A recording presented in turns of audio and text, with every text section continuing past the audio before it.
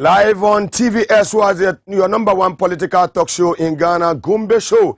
And then yawa ebnada enyumre ya sheshe ne fefefe ya ede everywhere na.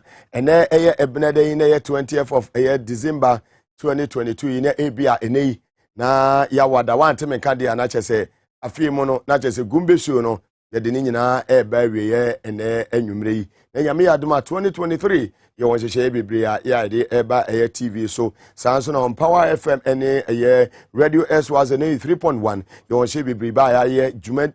You Bibri, ya de Bebre and a tea for any for in or my Ghana and Amanemo. Medi at the Mugabe Maase, men, I made you made your chame and Enumri. December, but so many that also eduno, or film pimino, and eduno, minomo.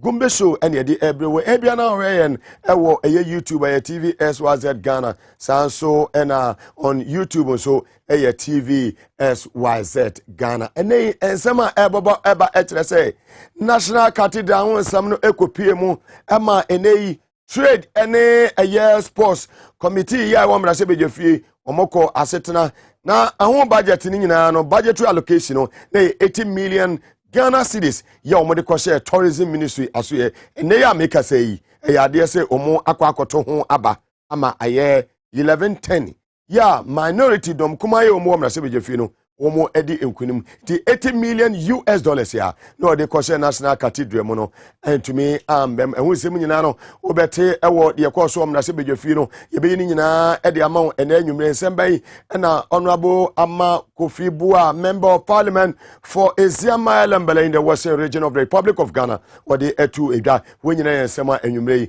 Obete Sanso and Sema Wudumono, Efa Sagleme, housing a year unit no Samano, and nay, Awam Rasebeje, NDC Nia or no Rasebeje Nidima, Timemofo, Omua Busan of Sandama in the upper East region of the Republic of Ghana, Honorable James Agalga, also edited to me a Defense and Interior Committee, a woman Rasibijefino, and Sambay, and also a de Atuja, and Sambay, and Honorable Haruna Idrusu, a minority leader or the Atuja, Fa Eslaho, when you know Samawoodua, the Abramo, and Enumri. Over the weekend, I across Sports in the Mnenya Sam Katua, and this Samanyoko Echo 10th National Delegate Conference. Na dodoana tehe ene bi mo so edi enkunim Honorable Kofi Adams ono no diti te maye pa omo hwe ya nhyehyɛ ma dwumadi no etimi kɔ so eneyi obewa ha life ene anwumre sanso ena ensema wodo a ekoso TUC Trade Union Congress ene ne abobaba HSM yadma on the 27th of this month omo ebete esi emonteso anase ombeko strike enwo sem no etesen omodi ebetia aban ni nyina ye nsema wodo a ya kyekira ye de ebrewo ewo TV SYZ Gumbe show. So medibiem edi Mugabe Maase ne mu nsem nyina no ye besi konya ye ne enua Divan Nkroma ya ono ye Director of Operations Anima PPP amanyoko ye ne beka atwetwe nkomo ansa na Honorable Kofi Adams agena konya na enwumre yi yetumi edi nkomo dollar ma ba bia wo bia ene enwumre ncha kese nkomo sanso na nipa pempempema mosi konya mo hwe na enwumre yi aseda eye mo de edu go so enwumre ya ba bia fa bia wo fa go so abotan so krofom ene Potamu nyina nananum 92.5 FM omo fire life adunu FM I was Sankore also in a half region of the Republic of Ghana sanso na midi do takrade ene anwumre ya taxi drivers retro drivers efiemu obi eti on the kema sharp 106.9 FM Boli Kiligi FM Bako source 100.1 FM sanso and Azabs FM ewo Zebila all in the upper east region of the Republic of Ghana WFM ewo wa midi do a voter regional capital and then enumere ya taxi drivers total drivers omutie voter power 94.1 global 105.1 FM Samsung voter region for ejemu di ko oti regional Boom FM ewo Jiasekan Nyiwa 7.7 FM okete ya mame Honorable Helen Adwanto so na bottom peso so Samsung KFM ewo pasa nsuma from on kan kwanta dwumakuo nyina wodoi ya omo etaachi ya omo boa ya metumi de dwumadi ebre nyina so no ye de Maase Medi Moses eka ho Osek real estate Prosa Joy sanso na Hebron Hills International School omo nyina eka ho bi sanso na S Natural Mineral Water Sukroje papa Solar Natural Clinic and to pain council send to pain ointment na ede eboa sanso na Spanish garlic mixer omo so aso eka ho bi ede Spanish ginkgo capsules ene de ka ho na eboa ene anwumre ye dan ho semeti omo ya fa aboafo nkrato ne yaba ye ba me begibre ne metumi biebie nsem ni nyina mo ede amawo ene anwumre ene yi ebeye mo Gumbe ye ba sesia Maga ya pebumbio ya ojo wom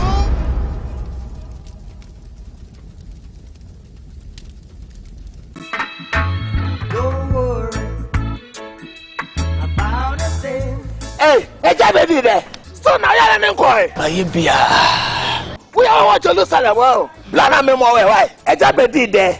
Edrone eni. We Spanish garlic mixture. Eboama moje diefu sane ewo ni pedie ni mu yie. Collect. Afen so esa so boa ema obi okasa pampan ewo ni tirim. Obi adakoma bo ni peli. Obi a wojo so tentem. Obi ade na ase atatai. Afen so obi asrade adokono ni pedie enane ni nyina. Collect.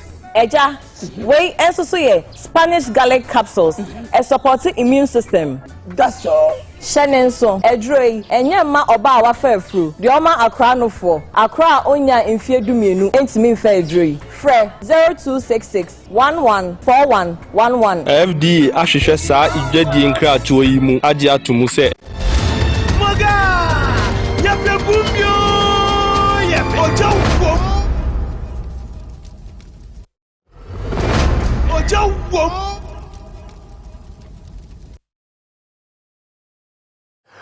Live on TV SWAZ at your number one political talk show in Ghana, Gumbe Show, NNA, a Tuesday, the 20th of December, 2020, and also Egusua, Yade Ebrao, Baby Biabefa, Ewo, a year, Eviasa Fana Babiano, Yana Nijay, and also Enumri, TV Biadum, TV Asono, a TV SWAZ, to Germany, France, Belgium, United Kingdom, United States of America, Netherlands, and Babia, Saudi Arabia, Qatar, now, live for a TV SWAZ Ghana on YouTube, Samsung on Facebook. TV SWAZ Ghana Facebook Live and you know better we ask baby bia wo bia na na ya sha se na ya sha free him e wo mra se bedwafie ya bete ya say 2023 budget enya de say ye befa eye obia e wo aban adwumam nemom ye besi cathedral no so e besi no budgetary allocation for cathedral no eye 80 million Ghana cedis. Na sa osha cathedral SCA 130 million. Akoni baba akuwa ye friend say eye David Ajay. Na David Ajay me tu bra na ma chesi o. David Ajay wonu aka wo Ghana ha say tunumu we obi a wogi tunumu gay ane ho nsam no wogi giramu yie papa si enya wo mo na omo so nya omo fa hodi sabe obi a wogi tunumu die acha se we tunumudifo sani pon ye fo ne se ye koye drawings ade esi asore dan ade ama nyame a na ado anya wo bia wo Ghana ha se David Ajay won omo de contract ade ma no tunumu David Ajay won ye de contract ade ama no on Ghana web papa yi ekan eda ho pefe mi dwatro mama wo so no David Ajay say ye nya wo mo na omo nya omo fa hodie wo bia yeso wono na eye architectural hwan drawings no oye ede amaye no oye obi ogi tunumu edi ana yesabe ye useless man of God bia omuso omuji nyamedi na so yaka David Ajay asema ka amankofo yi omo anyi tunumu samba ye yaka fo amoni makasa kasa nso yase yenye ne hwe ana yete ho na enei nyakopon esane ababe o my Ghana nyakopon ayadan esane ababe o my Ghana sasa wo hwe wo man because you say na do odi so as president of the Republic of Ghana ni use ni less he's wasting our money. That's waste of taxpayers money. We will be a young son for Sobia. We will see a time and we will see our resources. We will see a time. We will see energy. The youth are more my way mono. the future generation maburu edi dache e my way mu under this useless administration may come without fear or favor under this useless administration sasa wo ha yes 2023 budget yi yemfa obia wa aban adwumam yemfa obia wa aban adwumam bisa ho se ebie factory and ye di 80 million na se ye di ebie factory a mamburu dodo se ne benya adwuma ye na abkofo na amantime atu omo kanite fie Oma no ye adwuma otobu to amoba mopa mo tifie amafo ebewie nursing training omo ye midwives for eba teacher training for eba doctors eba womo so omo keka ho nyina no medical assistant for ne pharmacist for womo nyina eba betena fie na do say ontumi emfa womo adwuma in 2023 budget no enye kanifori atadia eye nana akufo adodia that another useless one. Sawa hene na watisa atokro kitu ama mo fra ne say abua kwa hene say amoti ofori panyini sa kwasefo hene na watiwa omu nipa ye otumi beka kira Ghana fo say ye ne ya kasati na nado amemu no ye de nkurasefo emane abayifo no sawa hene na wati ne suma kwa na mu ni kuro na ye de akwose tokuro ma nso to na afa kuro ni nyina no hene wo mu no ho wo hene omu no ho oni bu edema no ho wati hene amoti ofori panyini we abua kwa hene wonya oche hene wa hene wakonya fia na wote so ho no wuni buo de magana fo wudi atam wie wa be ka kire say ye mo na adu no si cathedral munafiki aye amoti ofori panyini watch my lips me fire without fear or favor me say we munafiki yes munafiki wote hene wo be ka kire say ye mo na adu no anya dai no si na sha cathedral na nado budget kan for yata budget 2023 ye say mfa mabu na djuma ye fa Ghana fo adjuma wo hunyansa ma me ka say wo munya bibi emfa ho wo hunyansa say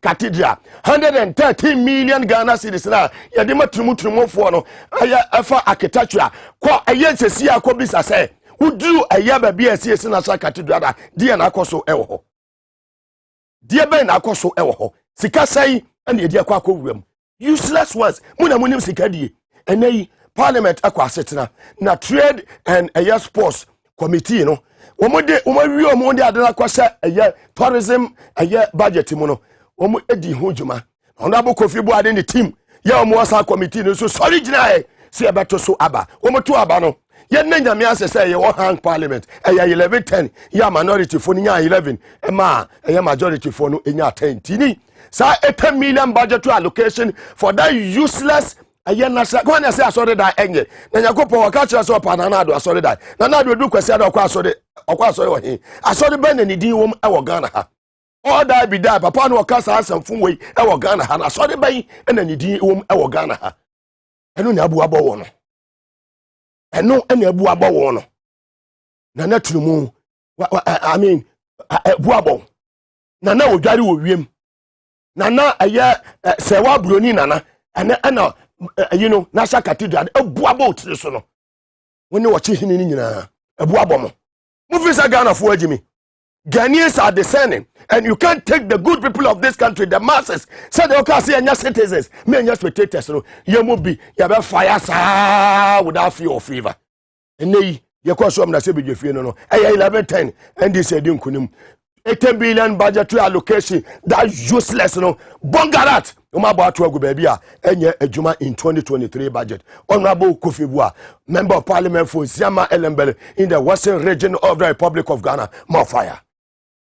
In terms of the itemized list of what that 80 million was for, we sent them back and they brought the cathedral secretariat. We asked them to give us every detail, every subcontractor, on how those contracts were awarded. They brought us some documents. Unfortunately, after we've gone through, peruse the documents, they could only account for about 225 million, which meant that we still have not gotten an account of 114 million. We also asked them how much total that it will cost to complete the cathedral. They told us $383 million to complete the cathedral. We asked them for specific documentation, especially in regard to the tender documents, the procurement process. Unfortunately, a lot of the documents were not received. We are going to approve the Ministry of Tourism budget. We on the minority side will not approve the 80 million Ghana cedi because we are not satisfied with how the 339 million has been expended. We were not clearly convinced how the 80 million will be spent. In fact, we were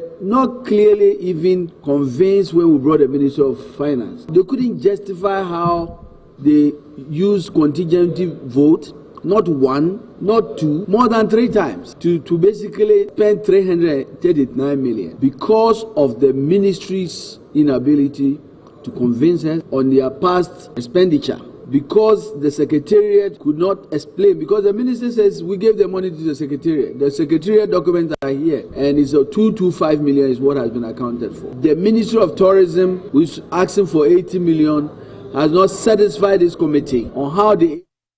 Fantastic wonder for Member of Parliament for Isiama Elembele constituency in the Western region of the Republic of Ghana. Your number 1 political talk show in Ghana, Gumbe Show, live on TVSYZ, also on YouTube, TVSYZ Ghana, Sansuna on Facebook Live, TVSYZ Ghana, Hafo, regional capital. Also, we are live on Nananom 92.5 FM station with the greatest ambition. Now, what you assume you 339 million. And so far, we must spend it. Now, emuno 114 million. We must to me account for. We must say pay 80 million. Makacho asa na na donate no ko for me akron for. The thieves. We must know how is we sika.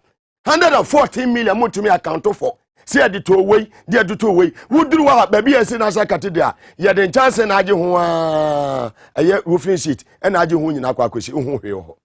Obi anya onye adwuma. Da bia so sika kɔ hɔ, da bia sika kɔ hɔ, da bia sika kɔ hɔ. Na wo te wakonya fia ne so wo che bia ba ka kire sɛ Ghana fo yɛn contribute yɛn mo na na ado ensi ɛyɛ cathedral. Na sima na wo che bi wai. Si Ghana fo na wo si yɛn nkurase fo no. Yɛn mo na na ado ensi cathedral mutire so. Ɛba bɔ mutire so. Sa ɛyɛ che bi hene ɛbo akwa hene na wo mu Ghana fo. Wo ka sɛ di Ghana fo nyina atem no. Ɛbɛbɔ mutire so. Piao yanko yenim more fire na enei yedan ne ne de ne akira eye sakleme in the Greater Accra region of the Republic of Ghana. Enyuma pa under His Excellency John Dramani Mahama oboyeye ewo housing eye project, affordable housing. So the beya sojafo achecheafo apostofo ebenya baby pa wo musu betimi atobie. You say affordable. You de ma wo ma ja wo ya ban adwuma na obi a ankwa bi o sika kakra wo betimi adan etwetwa ne kakra. You see da do baby honorable calling that the ogina ho court o. Enya nkɔ wie ye. Ye ba bete ye say ye de ba be ma hwan private developer. Na eno na honorable James Agalga, you are member of Parliament for Busan of Sandema in the Upper East region of the Republic of Ghana. Also, I've been one here. Na day amudi kaka say mode mama security for soldier for any ade no. And na dia mode ba be ma private developer. Hey, kura no be ni honorable James Agalga, member Defense and Interior Committee. Mrase be yefi. Ye tie sema enei more fire ono so di tu dwa na yenko. And over the Sagleme housing project for the use of the armed forces. Mr. Speaker, we were excited as a committee because the location of the Sagleme housing project is next to the Bundasi military training facility. And so when the decision was taken, it was our view that you have the military living next door to their training camp. It makes room for easy mobilization and mobility to and fro the housing project. Subsequent to that, Mr. Speaker, we heard in the news claims made by the Minister for Works and Housing to the effect that the decision had changed and they were now looking forward to handing over that project to a private developer. Mr. Speaker, with the greatest of respect, the accommodation challenges facing the armed forces is resolved. We're making a direct appeal through this medium to the government to reconsider its decision and return to the original decision, which was to have the armed forces take over the Sagleme housing project. Excuses such as the quantum of money required for the completion of the project is so huge, and if it is handed over to the armed forces, they wouldn't be able to complete the project. Is neither here nor there. Government can raise funding and support the armed forces, or resource the engineering outfit of the armed forces with some funds to complete the project by themselves. They have the competence to do so that we can put Sagleme to.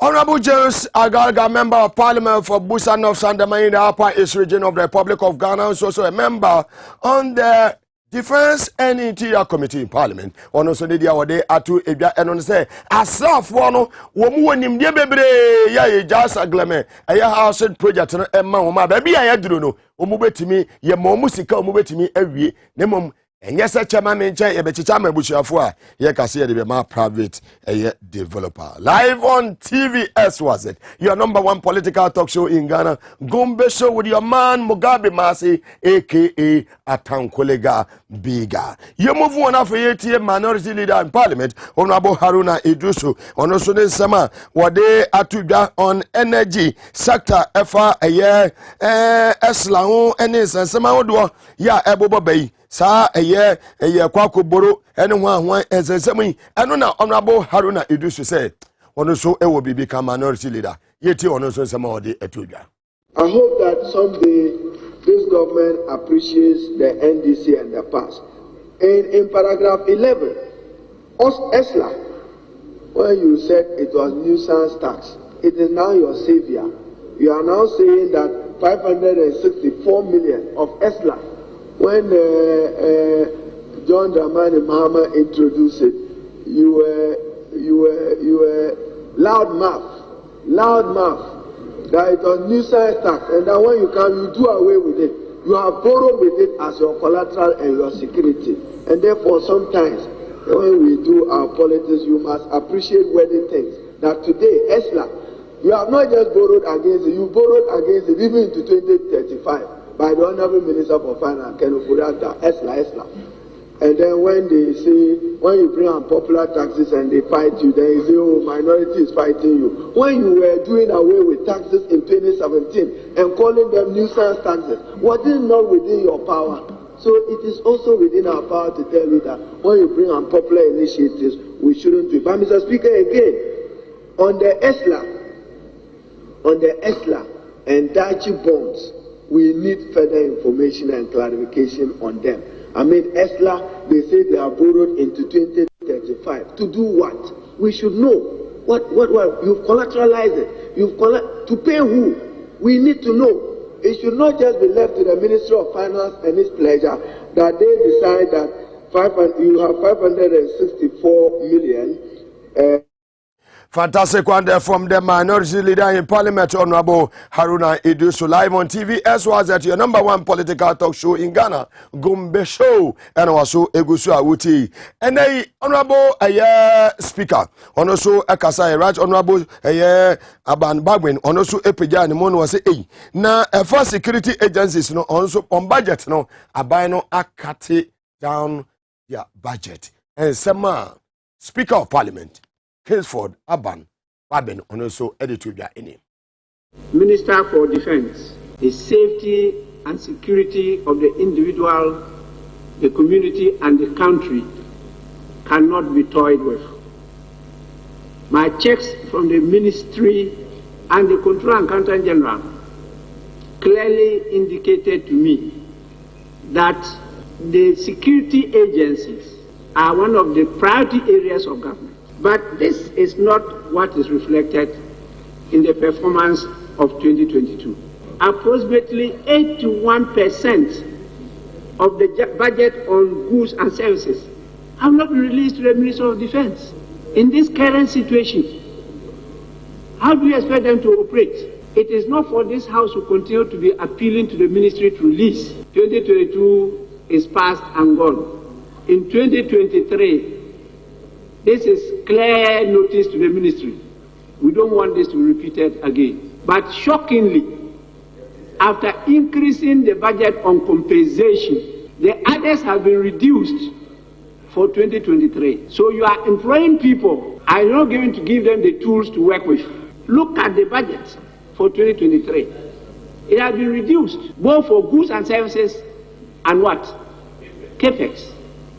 So we are going to recruit them, employ many hands.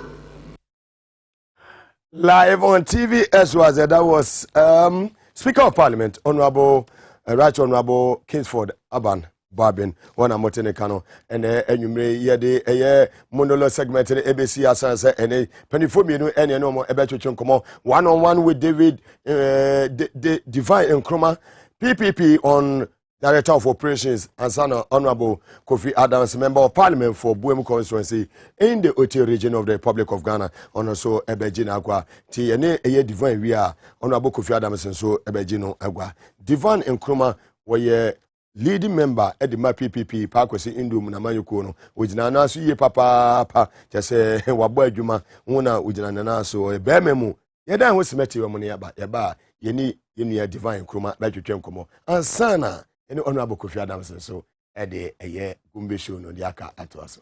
Yabasia. Maga! Yabumbio!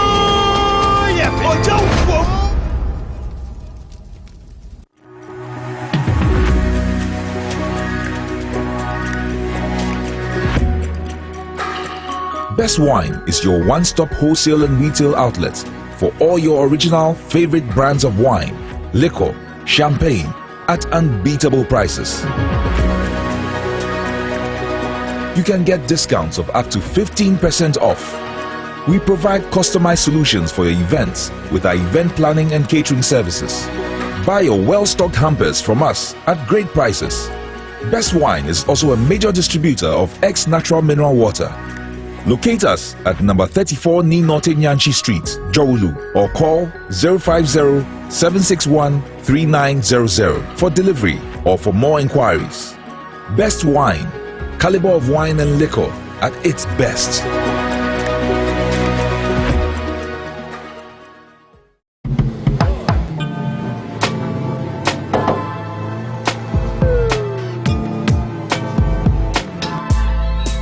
Welcome to AutoCheck Vehicle Diagnostic and Licensing Center. I hear my car can be checked here without going to so many or Accra. Sure.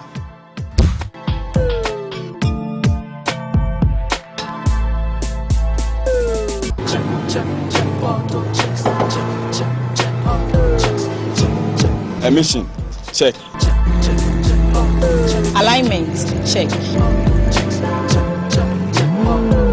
Brakes, check. Visit AutoChecks at Koforidua Aquadrum Road for the roadworthiness of your vehicle, from saloon cars to heavy-duty industrial vehicles. Madam, your car is now ready for the road. Thank you so much. AutoChecks, check. AutoChecks, your safety, our priority. AutoChecks. If I cry na menyisika, edia ye mefui. Ehin fapa na menya bosia edia tre medjuma yimu. Kai kra mabre mi yebusia ato taxi foforo. Suhum Rural Bank. Suhum Rural Bank.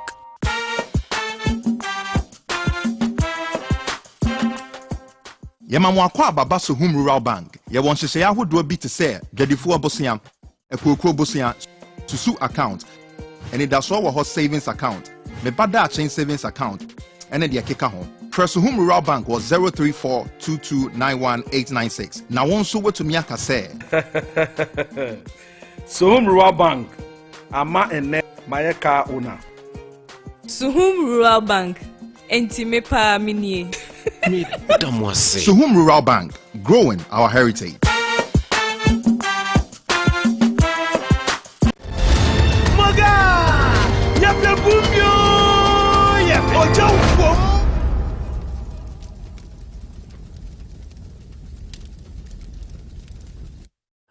Live on TVS was at Samakwaba at the bar, a year Gumbe show so and Enumre. Meanwhile, a year Divine and Chroma is here at Papa. The last time was on a year Muntie FMN TV Gold NNA Yes, I Gandiga Makwaba, Director of Operations, Edema PPP Amanyoko.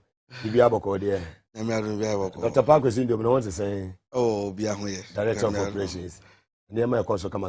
Yamiadum be a course of fine. Maybe a course of fine. Fantastic. Well, Yenika head and say, and Yama Ecoso, and this Amanyoko over the weekend, among Echo ye one in Beniform, Bedi Woman in 2024, a year about 20, no, or more 2 years. So met me out to money, man, no more up to me. So mobile back power or moon to me, my power, and yet a day you more be a gunner for brand, maybe I could do. Say people for so. Possible Nizimu Butu, Amosimoni Abrese, possible Bessa Mobejo, Mayanamusu Mudiso. I'm about to on a saying, Unya Mre to me so far, dear, a coye, and I say, and I will say, Hono, or more 10th a year national delegate a year conference. Yo, Moga, where there? The Dika and Maminchia Asher4, and a tier for baby on with you, Biana. My constituency for say, I won't thank you. I was shown almost shepa. To Senior West for. Oh, to Senior West. Central region, Kobo Jase, Bontrase, Obrachre, Ofanko, Ko Senior, Omunina Somusho, Rekuno Munina Somusho, Intinea Oba, I know what you with the NDC Congress, Yom Kodikoyi, penny for me, party and national officers, no, the kind.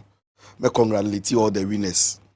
And even almost lose because yeah, easy say even pon one kasa obejina wonom na what me few pe makase obepese obabejina party anim na why leader and I say national officer e dey aboa because volunteer work enye adwuma etuaka wom party adwuma no enye adwuma etuaka o volunteer na wo dey adwuma e dey ama party no na unim say yeka kebi mami kebi amemo ni democracy se political party bi nka ho a endimu entumi nya adwuma nti no me de bia me free no PPP mu no meka say de hia ne say me maame awo na ye frɛ no menua bia ofa ba ye de emfa me ho nti no say NDC for akom congress no de hia ne say yatumi ayi national officers abi asundwe wo mu abibia ye fine no no ne hia baby omukọ fine ne de kusisi ba ne de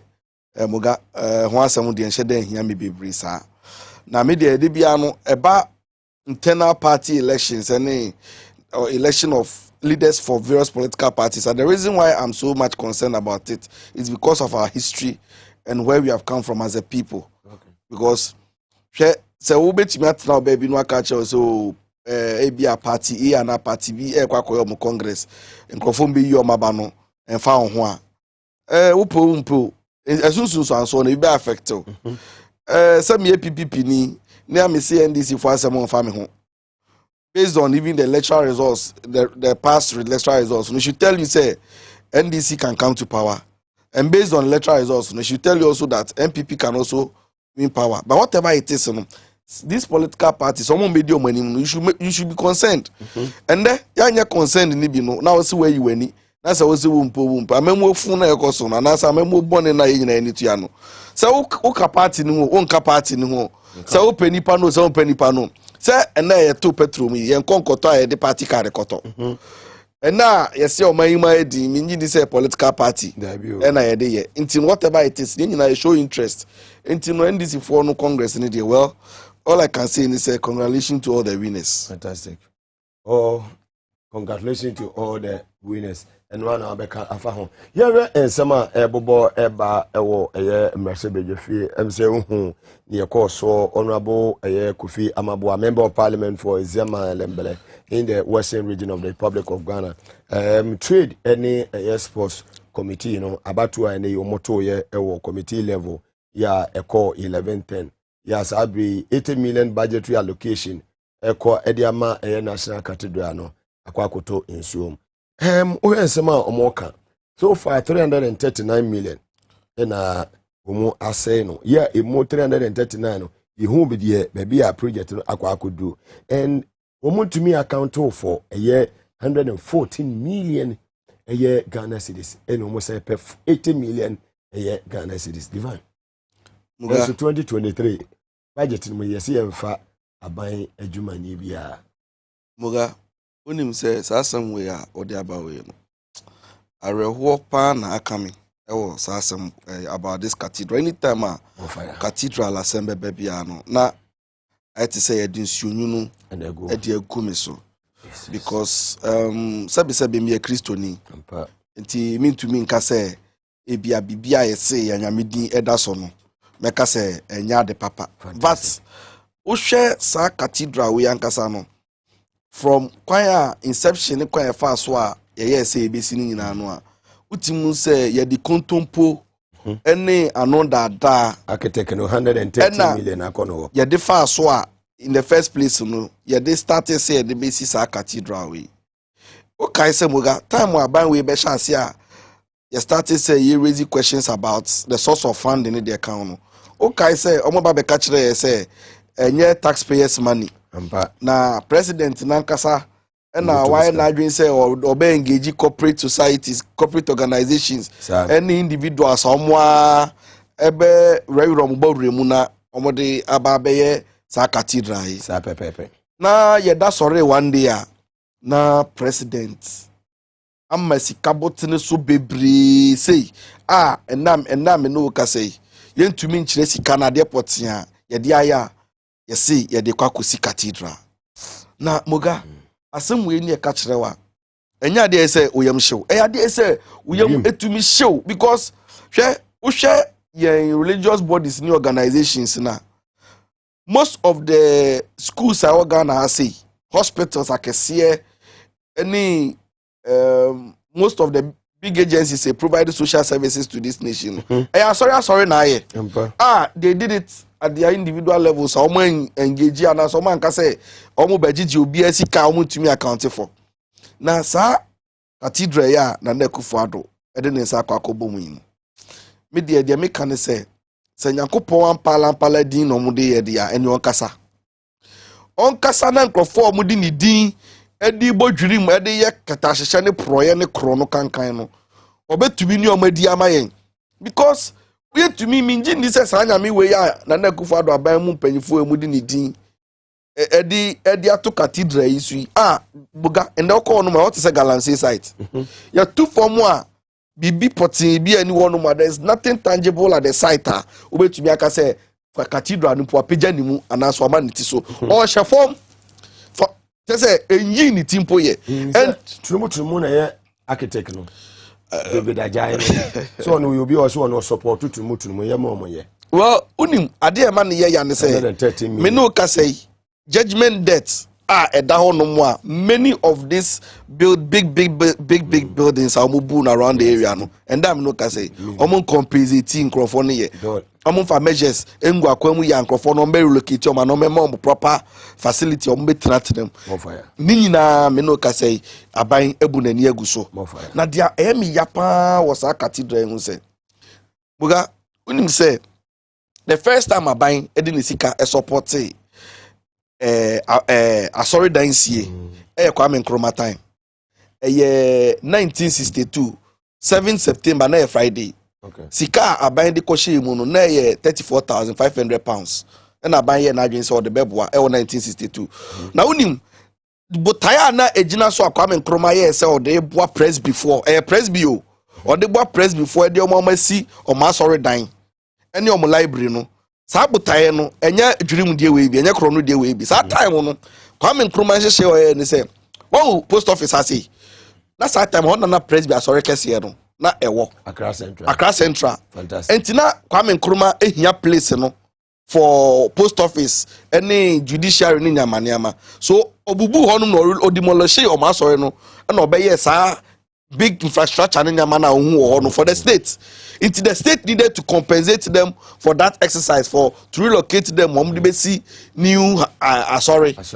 Into the say but tire huntia ye di kan first one. Na do die we die. Muga mi hu butaya e woso. Na unim Bible mu ankasa say Bible pala ne de ya. Okay, Matthew chapter 25 verse 36 one corner. Yes. Nyankopon say atemuda no oba obechiche yemu ti say indwan ene imponche no ebekọ ne benkum na indwan no akọ ne nifa na atemuda no ɔse asɛm akɔ bɛka ne sɛ ɔse time a ɔbɛbisa mpɔnkye ɛne nipa bɔnefoɔ ne sɛ time a ɛkɔm de me no mo ama maduane andi time a mehia baabi ada no mo ama baabi anda meda afiase mo ambɛhwɛ me mapɔm din ɛnkɔ yie no mo anhwɛ me na ɛhɔ ɛna nipa bɔnefoɔ no bɛbisa ne sɛ na Nyankopɔn hefa na woyare ya yammoa wo hefa na kɔm de wa ma yama wa aduane andi anu ntu di bebu ya ten na ɛhɔ no Nyankopɔn mɛka kyɛm sɛ mo am ho ntie nipa bɔnefoɔ sɛ na mo anya ma mu nuanom no saa pɛpɛpɛ na mo anya ma me enti sɛ na Akufo Addo atena ase pa hwɛ Nyankopɔn anim sɛ ende in this current economic quagmire crisis ye ho kyerɛ mu na sɛ wo so bɛhwɛ amanfoɔ kɔm nyinaa akyi na sɛ wo so de kwakosi cathedral me yɛ sure sɛ da Nyankopɔn bɛsɔ nya na Akufo Addo kɔm mu sɛ kirim ɛbɛsɔ ne tiri mu no de obɛbisa ne sɛ wa wo ho nte time a Ghanafoɔ ɛkɔm di ɔmo a ɔmo ho kyerɛ ɔmo no wan fi ɔmo time a na ɔmo tu apinisi a nyɛma mu ayɛ den no wan fi ɔmo wo na wanyɛ de ho nte nti na wan wa temamufoɔ nsa ho nte na onim muga asemu America wonim de ma wo connected to a job in Numa you see 2023 budget mu ye freezy public sector recruitment no muga in this nansen me started say media me call radio ni TV de bia me say ade ba ko a MPP government communicators any abamu mpanyifo whenever they get the opportunity to sit on radio or on TV, the first thing they must do before they even say utter anything, they must apologize to Ghanaians. As a so mubu nkotodwe, no mo pa Ghana for chew, and some no mo asem bi o ma catch the Ghana for. Dintia so mo pa Ghana for chew ne say, unim se moga 2016 mu ho no mo ba no, se ne ehuri si President John Dramani Mahama konso. Eniama edibu na former president John Ivan Satamos and John Mahama ten we couldn't forgive them until you see em pamo no na Akufo Addo abamu for ba yi omo ye worse hwe enti me catch say MPP for hwe unim say na omo say bosia bo a Mahama ba ya wa bebo no omo nti bi da chese wa bobosia ma na unim asem omo kai say borrowing to govern and answer to rule no a lazy man's approach. Okay, say Madam Osla Owusu ekra beka say bosia body taxes ne di bo man kan ne ba small boy a on the 8 years kwa ne de Ghana hye ne sa enko betumi aye. Okay, say na Akufo Addo beka che say ya tisika so nenso ekom de yen. Okay, say former President John Dramani Mahama introduce Esla tax ayesi de be clear energy sector car honum wo kai se na Akufo Addo mu tiom hugu monten so ekoka se ebebu nkrofo komu ebema Ghana yedin ebema fuel price akosoro unim se sa Esla na Mahama introduce ya na Akufo Addo aban se ono de ontiase onti bi da no unim se sa sika no ode akwakoje ebosia wa collateralize sa sika de akwakoje bosia akosi 2035 VAT unim se na Akufo Addo demonstration editi a VAT petu we no nkofo efa ho hwere omo nkwa no ene na Akufo Addo bai wanka se otwam wasan so increase no unim the paradox of even e-levy you see e-levy hunti ye gu roto ene me no ka se e-levy ye yimfi ho yo enso se 2023 ye see the roto no ye san so ede ba na Akufo Addo aban we ba ye o se onye family and friends enso oba ye abusuafo odi abegu aban eche aban bia left right center ni nchemu ba bia enkoyie krampo se ekoyie me ne wo kasai na Akufo Addo aban we yankasa oba yi osi onbo busia na Akufo Addo aban we omabo odi gorgeous begbeka ho odi Abraham Lincoln apensu nyina de besi enne ba bia we ya na Akufo Addo aban we abobusia chen aban bia enso ye hu ba bia omode busia no e de akọ eno bi ne e de akọ cathedral entumi account for na moga unim se wutie aban mu fo ade ba akọ motai kan se omo say we are in this together when the guy say we are in this together say in this crisis no mo de edin akọ bobosia ena ma cha ma mo hu na madi and dem catch there say we are in this together how can we be in this together time akanofrata kwa ya ono kwa kwaje sa abosia in the name of this oman no a oje hu commission no oka sa obema obi bibi ni commission ni bia na se nka na e ka obi o eso oka hekat wa asem a nka first na se kanofrata eye ni se ni sika ni commission ji ye nyina no no de abeto Ghana football no aka se sika no me de made e de ebremu enti munji na se aka hekat asem na mu de mu hotomo ena ye ntima mu fo no ye ne ye bre ena mu de taxes egu ye komu mu ba mu se ntima se na muga uni me ma information bi unim say utie bosia bo na omabo ni nyina no a omo woni ama ba ko mienu bi ense bia ya omo kan ya omo de ba ko ye omo say banking sector clean up exercise and as a financial sector clean up exercise omo say because na sector no ejija ni omo ba mbe spend sika that is in excess of 25 billion cedis and omo tia customer sika so utie na Akufo-Addo more in speeches be bro ma un masemoka or see we save deposit sika na workers funds were save omo me no ka say Mugabe tie say me nya saman omo so omo tia customer sika me ntia me sika mo de kanso omo tia customer sika mo ye itu no me say na Akufo-Addo e ma speech bi ya say we tia customer sika mo na mabusu afo frefre me say na wo de bia so ho kire wi so o se na Akufo-Addo so atua sika no so na do mu ntua ye sika etie omo ntua ye investment bank sika omo ntua ye ekoda nchen a omo say free SHS moga ye nyina nim say bosia ba na Akufo-Addo e de Ghana dia bo nyina free SHS kanka ho because unim say free SHS kan oil sika ene no ya hye mrade ato onti ekotamfi oil sikam bosia ba na Akufo-Addo kobo fi abonti nyina no ebi nka ho moga unim say 2022 year da so tua COVID-19 levy unim say ekra yeto a yetua ne ho ni nyina ye bosia ba o maji we di ma they can't even account for na de bia me dia sema me kan say na Akufo-Addo aban omo manage o man to say Sakawa state onu Sakawa state de omo yo mo ni ama I say on Sakawa boys no game boys no omo ko hye dem wa no matena sia no mafa plan say no krofo emu ye fa plan bi ni fa ko je omo sika ye fa plan bi ni so sika ni NGB it won say uko UN any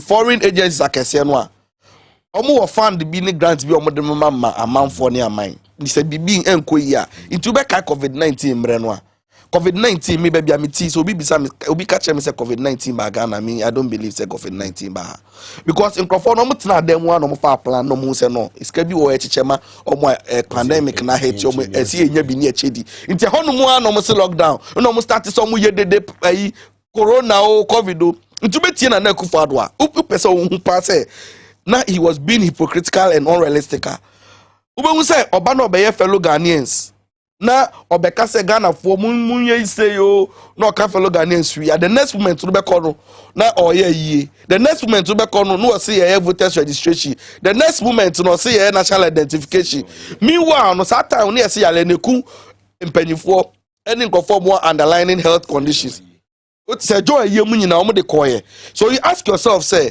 sade we nyina say COVID-19 and pala say oho no mo a muga uji di say papa we eba be sa declaration na wi asanso akọ say John ayi say no eda nchen a wo kai say tape be da bontia parliamentary candidate be contest wo no the northern region wo no mo a o kire how a ye dis kan ba omu no mo chi chase candidate ye at their level no kra no ni sika bi e ba ye say no che no gofo bi ani anje ho ni gira COVID-19 esika enti so wo trasia na wo hwa na wo hwa plan na gofo emu fire omu de adi oman ni sika ne se ne amanfo wo kire omu ami me to me entna say enka say me bema na Akufo-Addo mo piafo ana me bema na fans say wa bibi yan history a yan nyina ye beto ye me muga obekaya mahama wo so no me organize one man demo edit ya mahama and anytime I measure buying we I feel very bad say me yes ade no yes I'm telling you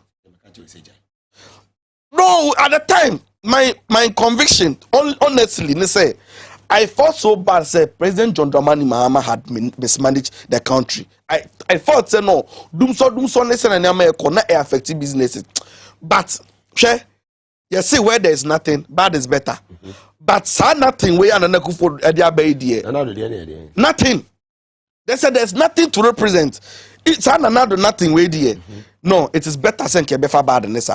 because see we to Jomama dear Jomama dear yes baby see o de ne toto ho a mismatch unu say to say only heavyweight any featherweight o de toto ho a ye massa fight ne maso because heavyweight ni mu edu ese o pen ne classmate for Saudi Arabia Argentina oh but no heavyweight no proving the whole final you know hono aji world cup no fantastic o de toto de na Akufo-Addo aben I don't see o de hwe me no kasa se see o de enfa various indicators ni nyina in development indicators na e wo nyina na boga yenhwe pound for pound Mahame's administration against Nanado's administration.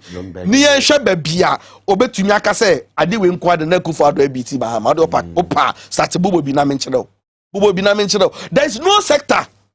There's not a single sector. And before you buy a obeka se no de o mate agina mu a o ma ni despite all the bosiabo any sika pudu a o mo de o ma ni sika oban no edin agi a ehu so mfa so intermediate me see some people for any opportunity some betra radio so no makasa no pese Ghana fo nti o masemo a e say the first thing so mo ye ni say obekọ nkoto adwanim no apagana for Chelsea ebedi mu ntro no apagana for Chelsea nsemo e ka kire mamoto abaman no yentumi anye ansa na waka asem bi a owo ka no waka because moga me say me no tie yi na say ye hwe de oman mu sania aye a mabu nya adwuma anye ukai Mahama time IMF conditionalities nearby any bia you see a freezy public sector recruitment I know 10 people for ETC kromo omusiom koko apai unim sende the January ya ba besi mo chinechi ye aban a freezy public sector recruitment muga unim miwa no emebun apajuma aye na unim ade ya muga Yankopon ebo adasa a obo nipa no commandment kese ba ko de ma nipa eye adwuma nti na obehwa obo Adam any Eve edi to edi ntrom wo no wan kan kire omo say mo sori amundidi na munda o se me de asase na hyemonsa munya so adwuma asa na madidi nti first commandment a Yankopon ede ma nipa ene say ye adwuma na didi ukokan second Thessalonians a Yankopon say Bible say ensa enya adwuma no manu ndidi na te say Yankopon ahye mbra na say ni mabu na kasa so o mamu ase no honestly omunya adwuma a omobeye but aban boni bi aban fun bi na ababetena so a ama mabu no omunya adwuma ni bi nye enti Yankopon de wa hye o se nya adwuma bi ye ba nipa na ete wonom no de ne hyehye eni ni sintidua ne ni suban ye se o ma wonya adwuma ni bi enye na isi amabu ni nya adwuma bi nye enti na ko asori dem a obehu mmaba wa bebria no mo bompa ye Erade ma yekunu ma menka sam kire sampa ebo no mo sesa no mo pe na o mo prem bompa ye sa ban papa mra because o mo bompa ye na aban papa mba na mabu mante na nya adwuma nye na sika mom kotoko mu a opa bompa ese be ma no ma ekom de be ma no be ye ho ade ekom de be ma okoya ware o ware ujazie ye nyina ye na mo no ekom ade ye ni tie hu de ye ho enti manu ene o man nyina no ye nsesa ye ma empa ebo no ni ye mbo ni yie because moga sani o man na ekọ no si ya nje ansi wono mu a sa ebusuafo we mu ketwa we mu o ma babaji o man na si wono ye ni su betete ye beda sori one day no I'm telling you, no magu omanu poto atun kojo to. Hwe moga unim se ena me no ka se. Aya me ka se mi kire MPP mebu. Te se samia okumu ne young guys no mo plan se bi adachi bi o me bibi no. Say you see omo no se omo je party ni si ho. Because omo anje party na si wono mu a na Akufo-Addo problems are creating when creating am MPP aye na busuafo no ne o ma yesa business we no mo dia good party ni so kata we no ma say o man no hwe nanka ora Kenoforata na ma ben pa na oba oda so te honum as finance minister mi bisa say senka yo mo private businesses a moga oti e uni KPI uni target it imagine say obi am wadwuma na wo target na wo deviate na adwuma de ama no nye se ne se ne fata muga sani pa ko ne empamo no na o felia so se still no onu anenko na Mugabe una say asemi omogeka o say dollar na eko form no what say na first no eko time na cedi no against the dollar no e depreciate no no more attribute no to Ukraine Russia war Mugabe unim the see eko for me I no man gas Russia Ukraine war say war ni enya ntokwa ne ye Russia and Ukraine for na so ko did it not happen I should tell you that enyo no ma ye na na do ne ba o me ane ne MPP na ye omu no ma say sika no but factors are ama sesi sika no emu ye duru kakra no enye omu nhyehyeye artificial factors na ababe tom nyame dada no na ababe tom no mo benefit iti no me de loga ende ameba hey me ma me kasa anye tenten no kura ni nyame anim no say na na kufu ado cathedral no ode ne sa akwakobo mu na waye no yedi kan ye hwehwe sika because sika no ye hu de ode aye 339 million cedis unim nyame betumi aye one hospital former president Maase ye unim say sa sika ya omde aso cathedral ya entumi nsi hwe no unim say betumi asisa hospital no mienu ono den sector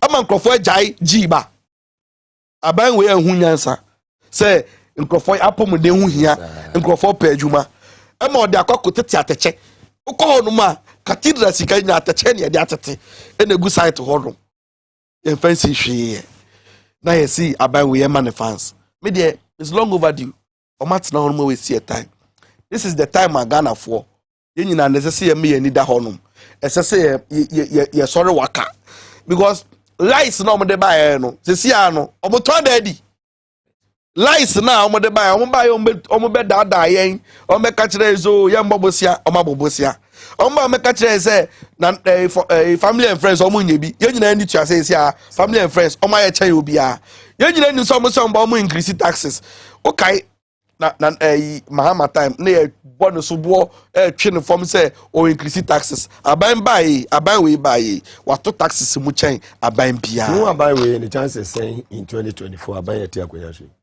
the chances saying say bia awomia na ebo ala na ebo MPP omusumu be break 8 saying ena wo se hu omusumu mogano I don't get you question we mean I don't know be some question we so omusumu be break 8 do we sure now question will be say we say be predia sa okobisa akola totofefi ote from crown team omusumu be break you akola onya breast milk improve in my menu because of your community no ono answer be no be ma omusumu break 8 how many dey be break besi dey break aban we see me I'll be surprised and I don't want to even contemplate because it will be even wrong say met June met that sorry one day na met that sorry na 2024 obi a break 8 hey na metra he moga he fa na me ko tena bio because unim say na saying utie papa bi interviewer on ne baboy o ye interview o TV3 a o ka che ne baboy say watumi secure visa ma na okwa abrochire o see okwa abrochire mo baga na biem o see so o tipo so ono ne papa na ngasa mpo awu a mo nturu na nsi ga na ontena ono pa bro ni mi ware no na you see unim say this is actually the first time in our history a mebu na lose hope in the state to the extent everybody wants to leave the state me tia mo ga say o de watra abrochire sa me no ka say o fidie na ko akire so obi opportunity bi e wa abrochire obeti am be family akwa I'm readily available. I want to leave this country.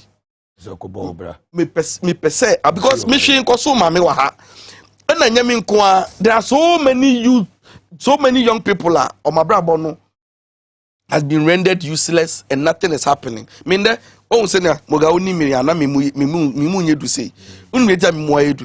Obrani ko ye. Debi me didi a na madam nko ba bia me ni hwe ye. Me nya juma.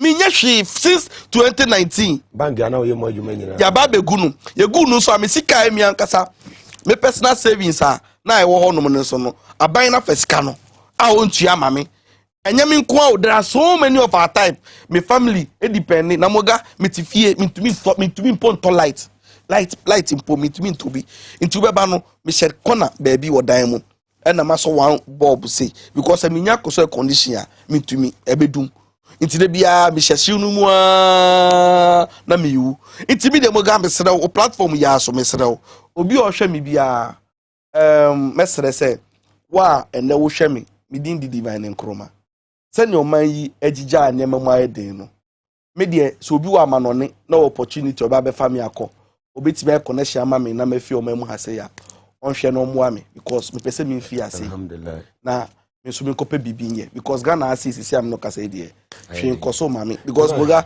me papa de me esi so o yes o de me ko school no ma bo me ho abro akọ school me what me tie me wo masters too me wo degrees me wo chartered me yesi me nya hwe nye degrees nyina ka de ana obe ko ebusuafo no mo ko ntu gan busuafo no abeti da akọ itimi de mesere se obi mefa me kwa bochi Ghana ha nyina na enyu media message be na kan kire mo be de dwuma de uni first na wo assembly ya meka se achia na so emu we de achia na asanso abu eti eni ani da so mi no mi pese me won te see an first no o me ko ebu am komato ko SS ne universities na me youth ne kasa na me pese me mom nkranhye me mom hope say be but me at this point me show be am pese me mbu abem because the point is that who encourage na onko si hwe because aban na odi anim no onke omuno game eno mo de oman no ebo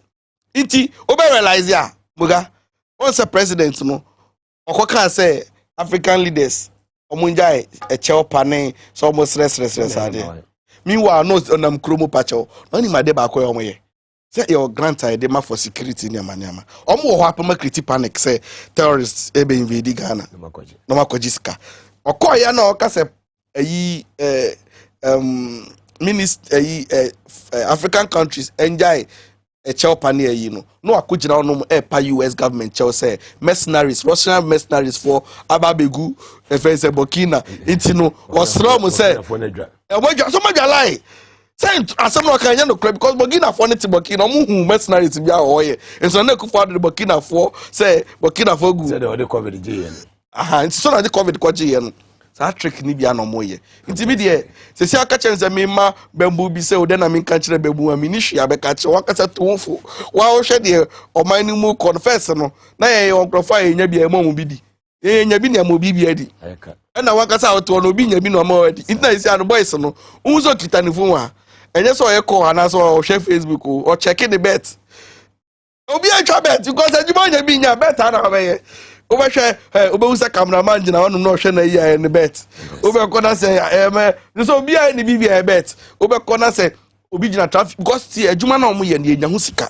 you to ni any that so dia you to say na nado and na nado I'm telling you I swear see nobody is happy in this country minimum be or say osora no pa or any that so tese na niji there is no hope if I minim who the phobia or the ja wonche be ma oba ye na otwetwe nkomo se ache afi ye ja me de madofo a ne me constituency for wutu senya west for no good omo de me chi omo na de di won so Nigeria pass o se o hwe ono de ono ana so me mu na wife ana na obo ye di a boni memo mai na de una we registrar yankoi una wo church register na na me party for any obibi adofo omo a omo hwe no tisi ano onse na school sem no nyamenti na onka fantante menka basisi ade maba ntini meti asikro mu ntino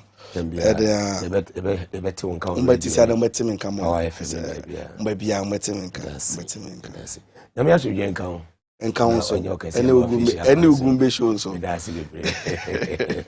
yebia divine nkroma we director of operations at the PPP amanyoku ono ena mote say ye no adwetwe nkomo ne beda ho abasmeti wo mo na yaje aboafo nkrato every solar natural clinic aso ye be wi na afi ne Dr. Twetwe nkomo wi a na honorable Kofi Adams ono so agina kwanya na de nkomo twetwe no atraso ye ba sisi a Moga ya pegumbio ya ojaufo.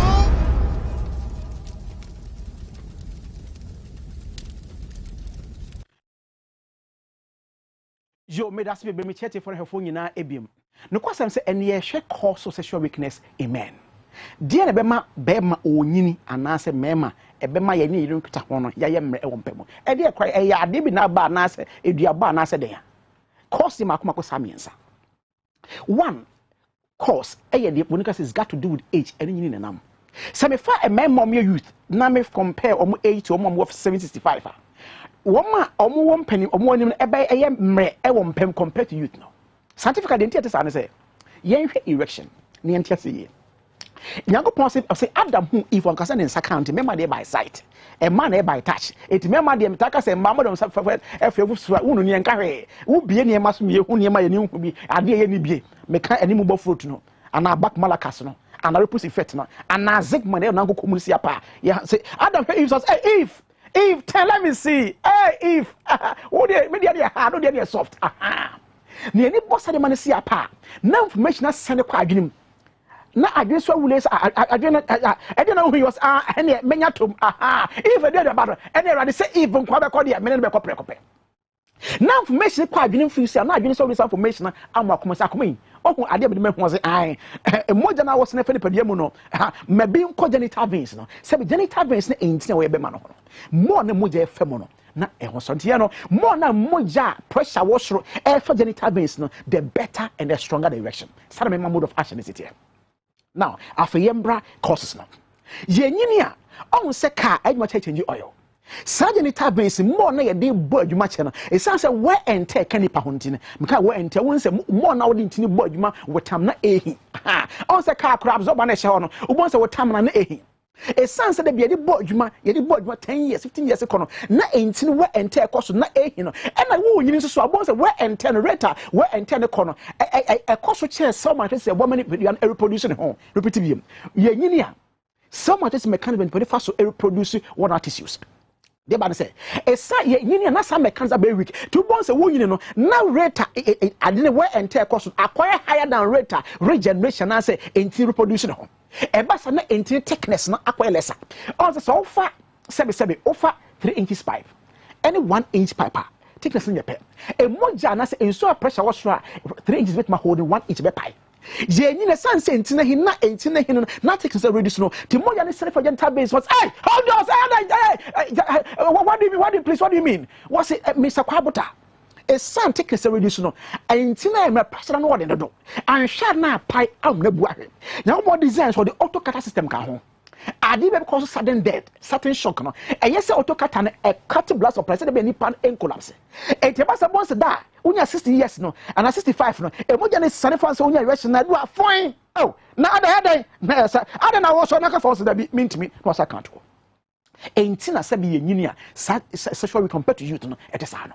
Number 2, the same genital veins na the way see on say car and na say the way you book game na nka ka mental home no say home sa ntini home on so bo game na heartbeat no e kosoro ye home ko ba sa na say be sa genital veins so home ne bo no ma e home na of heated that o bon say mfifi na kansi na kwese water hose how the holo kanu be ko tem mfifi no e je kasi si apa bo say afa genital veins na house na mekan yo e moja na ba na abe hit baby akesi no ade fe na agglutination of blood na emoji na bonchire wa ketenkete na across na de da blood vessels na baby akesi no. It over time we game na kwabo mon say emu na be try say bibi kakra e ba se sense wonya debris abaye mu na kwa say e free be pipe nim it next one pay erection moja ne kwa e kopim bibi ti sa free flow ne mayi e ba sa obon say what time no ade ne sore wo di edwuma emu nya den when you nanti e na edura ye fa na Zipman capsules abadwa so Zipman capsules ye bon man say pangan obeti ne kemen say Zipman capsules say pangan o better than on say your panya ya na su ne banya na wasa na meka panya ya de down na ba sa na meka they tell say da wunya 60 years no Zipman capsules we contain terpenoids ahodo but they say a bioactive compounds and I say second metabolites wo Zipman capsules ma e beboa kanya me de friend cell matrices no na bone na entin thickness na aye smaller no and I say a 3 inches na be 1 inch no aye slimmer no e be boa grow ne back na aye toughen na e mudo thickness na banet me agi moja ano de nice sane pa ho am erection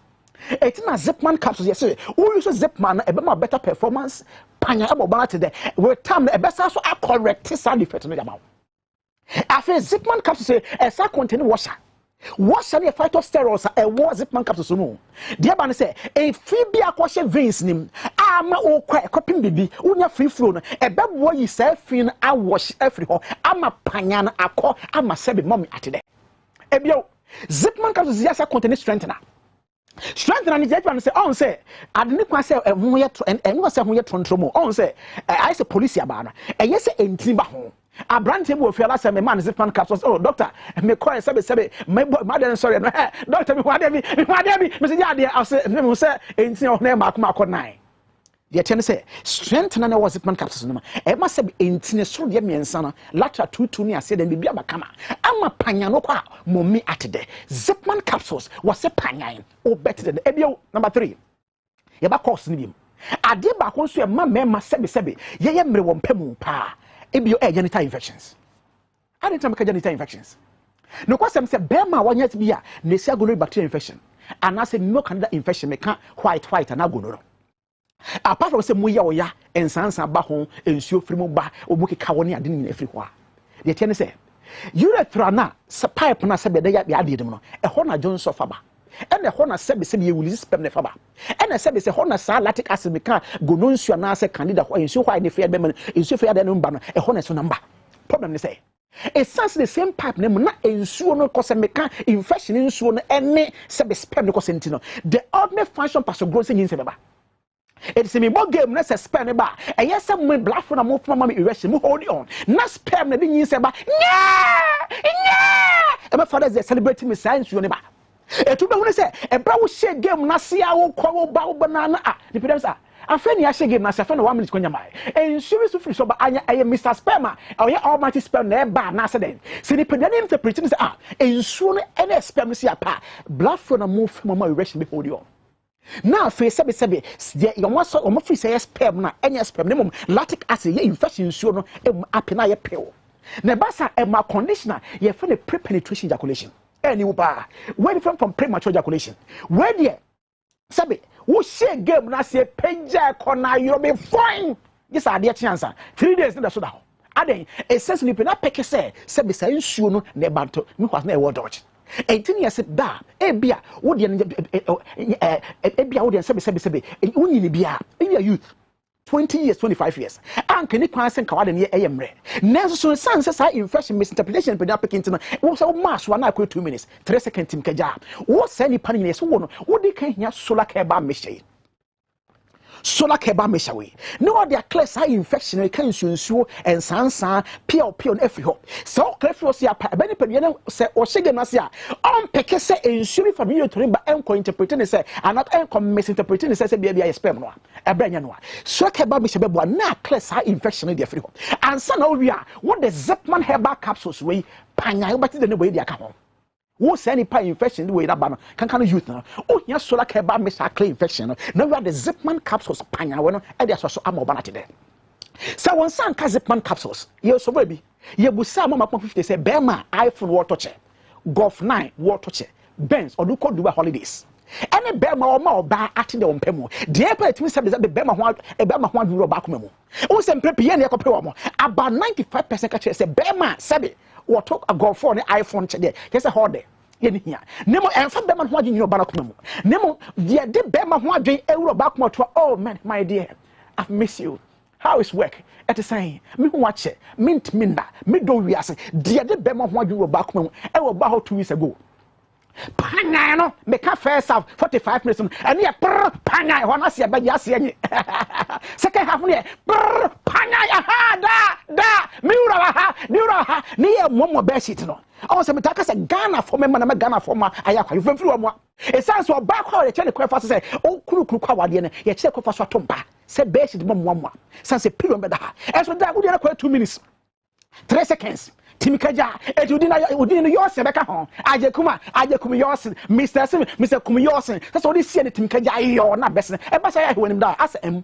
I wouldn't say a play W. Now we're marrying a different one. And Massa, Mawan Sanka Zipman capsules. Number Munya dinner. Engina Sonche, Panyan Cosso, and more ban enters 1 premium. Miss N can't afford it how much Soprano.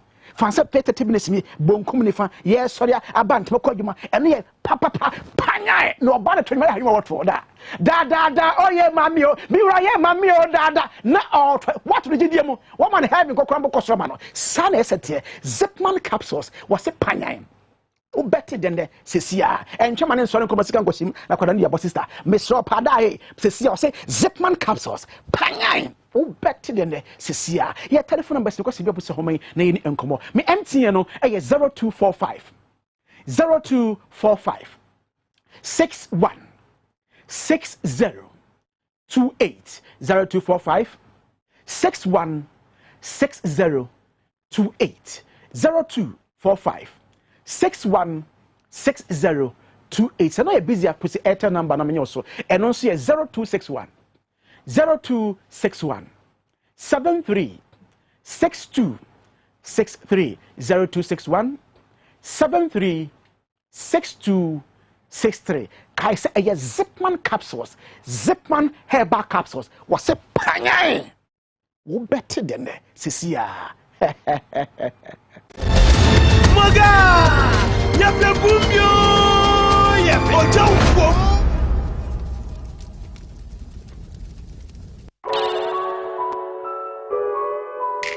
A state-of-the-art facility built with your family needs in mind. A medical center positioned for all your fertility problems and other diseases. Medimosis Clinic and Prostate Center. Our goal is to help our patients achieve and maintain optimal health. We have fully functional OPD laboratories in all our branches. Do you have problems urinating? Medimosis is the ultimate solution. Our Prostacure X capsules and Prostacure Herbal Tea treat prostate problems. Afromosis capsules gives you maximum performance, and for the ladies, Femacure X capsules solves all your menstrual problems. Locate Medimosis Clinic and Prostate Center at Adenta Barrier near the traffic light, Ashaman Ajekojo, Kumasi Ahirima Kokobing, and in Accra Ministries after the Ghana Highways Yard. Call 0244 068 447. We accept National Health Insurance card and all other private insurance card. Medimosis Clinic and Herbal Center, your ultimate solution for prostate problems.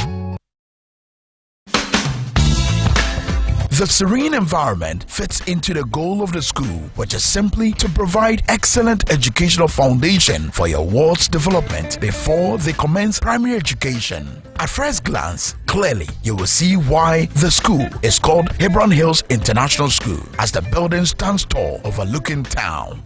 With a Montessori style, we have experienced and dedicated staff and trained teachers. Our small sizes classrooms are meant to enhance teacher-focused approach where children get one-on-one attention from the teacher. Hello there! We are open at 7:30 a.m. and school closes at 2:30 p.m. After school care is from 4 p.m. to 6 p.m.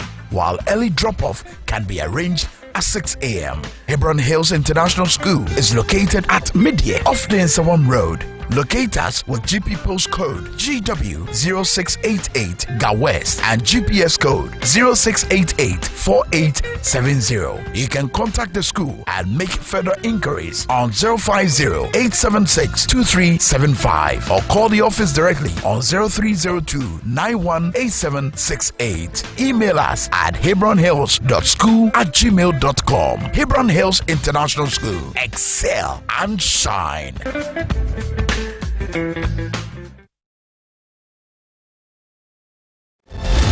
Maga! Yape Gumbio! Yape Ojo!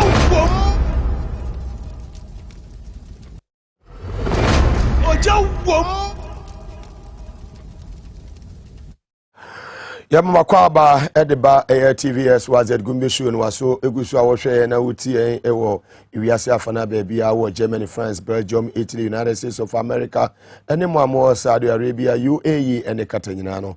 TVS was at Ghana, so on YouTube, Samson on Facebook Live, TVS was at Ghana. Well, and anyway, Yene Penin, when for a year Kofi Adams, so I'm not sure you need the maximum of war. Omo buem abeto mpeso aso ewo oti region ono enene yenya yene no eba abedi enkomo afa oman ho ndc nyame eya adom ema na otwe wie omo 10th national delegate conference no kɔ so ɛwɔ Accra Sports Stadium ama asumdwe ɛbaa bibia kɔ so kama bambo mu ɛne delegates ɛbaa basa bia nsi omo baa nyina no omatimi akɔ akɔduru bia hodo a ofri baa ya yante atenkabɔne bia ɛde aseda bɛma otwedi amponya kopɔn yenya yenua panyin wɔ ha yi manifo a etumi ɛboa yɛ ma adwumadie no yɛka ground work omo yɛ hyehyɛ ma bibia kɔ nkan a di mutintima yie papa ene betwetwe won komo ene National Cathedral budgetary allocation 80 million a was a koko National Cathedral so ye no and so eyedum komo omo mrase bejefie no omo abono bongarat 1110 won sem no etesen honorable Kofi Adams ene no mrase bejefie ti enya no hai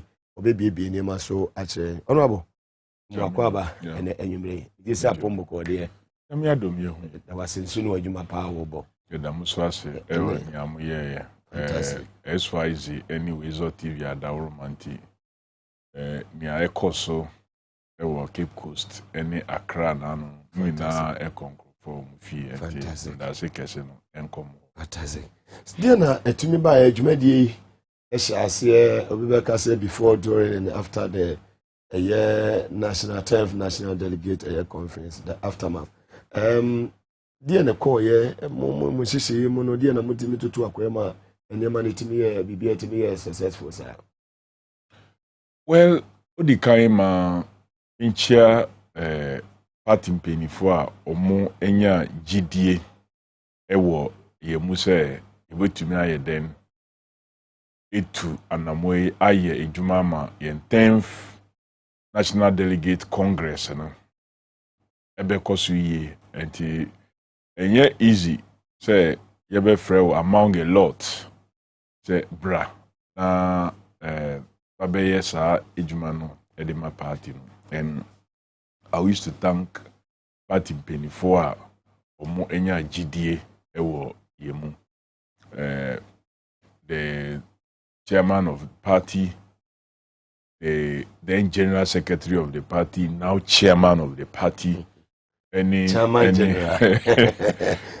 penny for omunya confidence in us. Fantastic. Say adiye ye share yensa ebeye, and we needed to prove them right. Say almost selection na enye bad. And despite the challenges eba yakwemu, we found ways to overcome. The second category made that sebema pa any the category of persons are now API from behind, both funding and everything. And here no, His Excellency John Dramani Mahama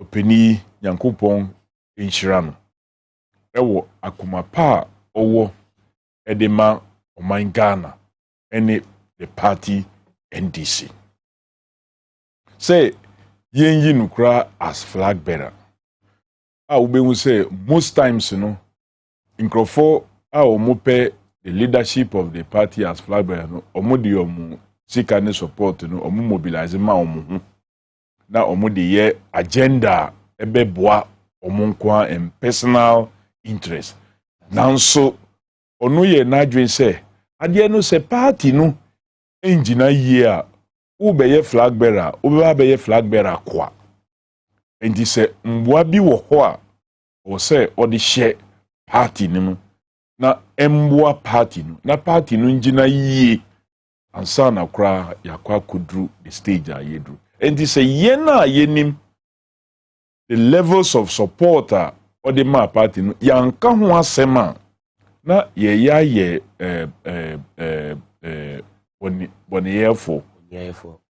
so it is important say ye be ka ho asem me njai ho ka say me can obi ka say a indirect campaign for the person so be it but no kure no bebi ayeda no or say ye den ye de to ho the supporter or the ma party no right from the branch, constituency, regional, youth and women's conference, any national congress, need to salute him. Direct and also lead the mobilization of funds ne ad na oye yenti e mankrofo e contribute donate significantly. Yenya a little over 1 million Ghana cedi from such donation. Ebi musuma insu me catch say ye yisika anto insu biom for the Congress na ye no e won kran ha. Insu ankrofo donate yen was enough to take care of the Congress. Ebi kaye ema ebi nimukra edibi ko if here we are following up to be able to get it and direct it to the right place. I say you should hear then echo. So also yeda yen mampeni dada His Excellency John Dramani Mahama ase. And which you know so individual contributors are omuma support from a lot of them. Maybe some person yebebo omudi some of them are more members of the planning committee almost contributing sika apart from Omada Gia Omode Boa party no I want to really salute them. Enti ni na ka ho enti abibia eko yi and of course delegates are mo comport omo ho despite the challenges say ombeba bedure bi wo ho okay accommodation enyanye ready omunya mre twen ema bibia eko yi no so we want to really thank them for comportment. Then the supporters, any omuso omubompaye ema party no from all backgrounds and sheets of belief no or say yede bibia eden dase yede mahon. Yes, one or two unfortunate incident is here, but no it urged us on. And only one of yen comrade EU Faruka Ufritamali EBP in crime for the purposes of this Congress. Onokra di kaim then ebantem. And penifo made one to responsible for accommodation. Agbesi nichu any ura vampi. Na omunyina no mo legon ho a omoye arrangement for accommodation baby anipa be call omunya abotari and the rest. Then the honor yenya report say omo say the hu mfa no. So he was rushed to the hospital only to be pronounced say he couldn't survive. And some penifo nyina no really salute them. The courage and the commitment the bibia or the ma party no we want to assure him say dying on line of duty ni bibia oja no has not been left behind for nothing. Na party for no yebeka, and that's why I was so happy. Say the chairman of the party, Honorable Johnson Asidu Nketia, any former president, a few other before, including Chief Sofo Azoka, vice chairman, omunyina then Eko Tamale Enra, to participate in ne Adua Omoye, and that shows say despite a brea Omubreye campaigning, taking part in almost 1.5 day Congress, Omosanya strength, say Enrai, they will travel all the way to Tamale to partake in the Adua prayer. So we want to see saying, may the soul no and rest in perfect peace. But we will assure him that the victory now okay edema NDC no ebeye juma ama yensa then aka. So now the passing of Professor Isibochwe ahead of yen preparation towards the conferences and the rest, unfortunate, the other unfortunate incident, but we were able to go through, and we salute him too. In the speech of both a General Secretary then and Chairman now, and the former President of the Republic, some will describe him as young presumptive leader very soon, because obvious. Omunyina ekai Penifo, and Professor Bochwe is one person that will continue to salute. Ewo Ijuma Oyema Ghana, and Ijuma through the opportunity at NDC, yenya yeno oye ejuma edeboa Ghana, and his name will remain written in gold as far as the management and the running of Ghana's economy no concern. So also na enura memin that ye the first Congress since 1992 without our founder. Until then, all other congresses are He has been present in person. Even in situation of ill health, Krano, or making sure say Obeba. In 2018, he was with us. And the first party congress without our founder, because also he had served and has been called to angelic duties. And he remains the boss of many and still remain an admirable leader.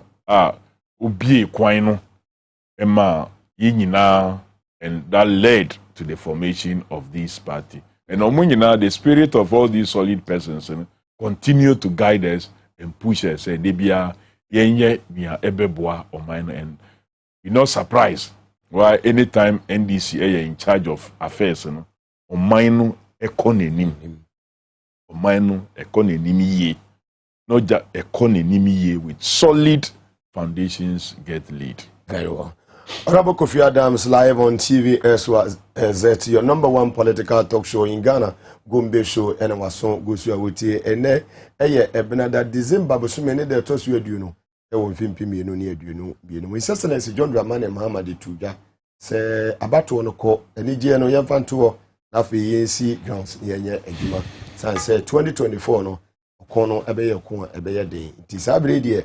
What we do Kunim, what you any Kakrabi and I Jaudia to na mwesikwano so wonso moni nipa na fei yentinsi ne anya adwuma nesema odi etu dwa no san na ofa no.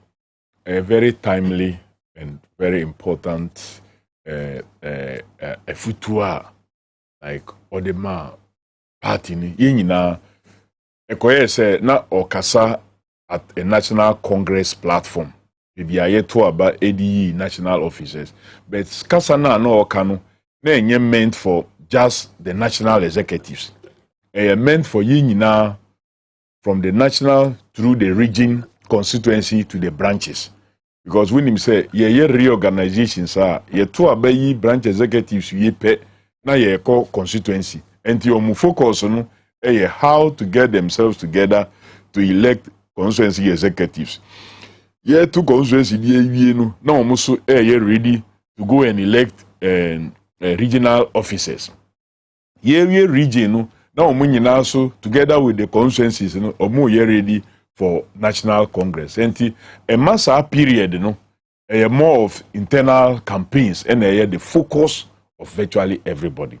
Say ye national congress ya to abeyi all the necessary executives. I was say it's time to start work right from the branch level. Say membership mobilization, any voter mobilization. We a branch executive.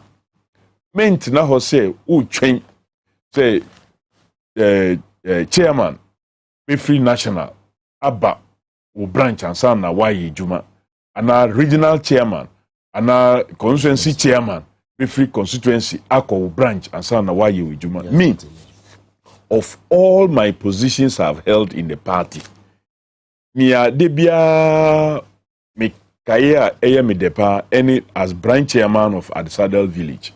Because in Cape Coast, that was where I felt say me ye adhere direct and impacting the party.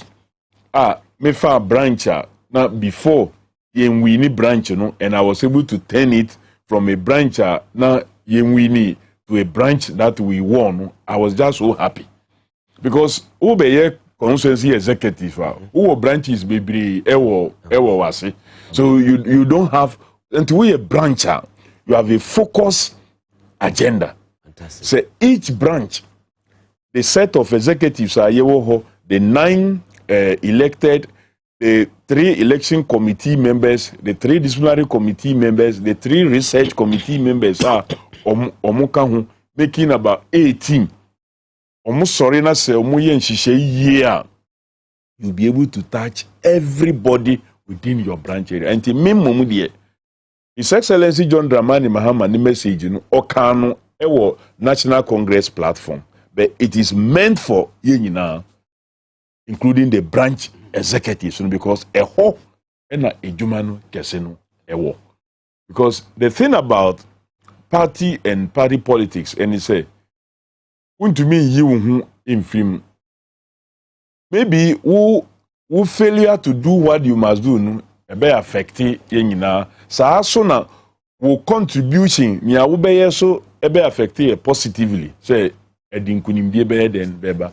So the branch executives must see themselves as the foundation stone of the party and our march towards what victory. To say the way ayeka no rallying for victory 2024 yeah Ghana's hope.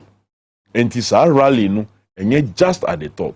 The krenu nyamienim ye executives are willing and ready and determined. Very tough persons that meaning say ejumano they have energy that I believe they can do a lot of work. The chairman has been a general secretary 190 Omayin running round. And so he has that energy to be able to do. And he's going to continue to do same, even as chairman of the party. So also na minim say the other executives are that therefore ye retain one. Any afofro so a moye den ebem. I see a lot of fire in them. And the regions and constituencies in the branches, this is the time that we have to get our acts together. Say, Mempe Mugabe, Nenim.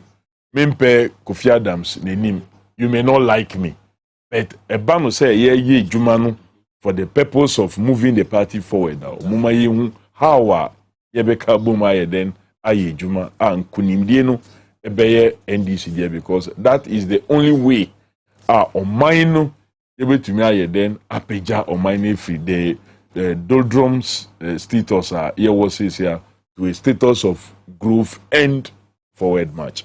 Where executives are from chairman to secretary, national organizer, national youth organizer, and the deputies, women's organizer, and then the deputies, Kolo Yonga as Zongo Caucus coordinator, and then Penuvoka Huina, NEC members. We are team no a solid team, I bet me a lead NDC to victory come 7 December 2024. I think a well organized team. A team very well focused individuals. I mean, say, come on, boom, so they will be able to work together.